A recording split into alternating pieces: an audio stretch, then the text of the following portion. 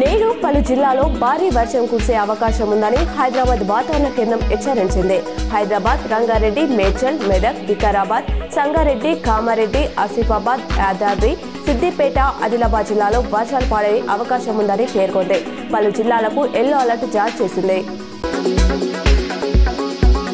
నేడు దేశవ్యాప్తంగా 30 లక్షల మంది రైతుల ఖాతాలో పీఎం ఫసల్ బీమా యోజన కింద రూపాయలు 3,200 కోట్లు జమ కానున్నాయి.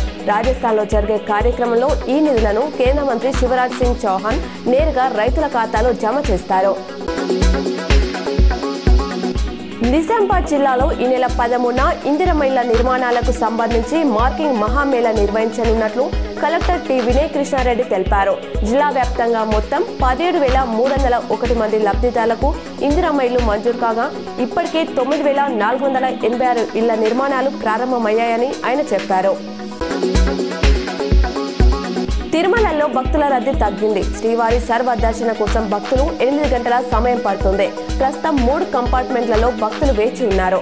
నిన్న శ్రీనివాసుని 82,628 మంది భక్తులు దర్శించుకోగా 30,505 మంది తలనీలాలు సమర్పించారు.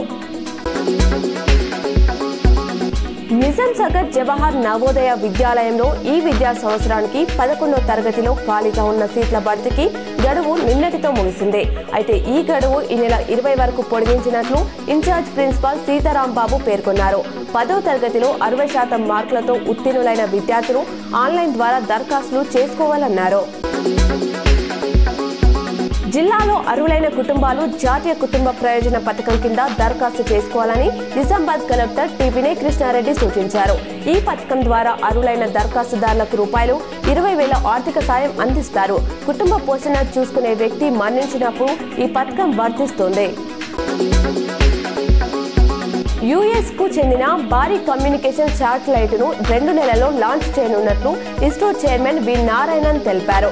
6,500 కిలోల బరువుండే బ్లాక్ 2 బ్లూబర్డ్ శాటిలైట్ వచ్చే నెల ఇండియాకు వస్తుందన్నారు.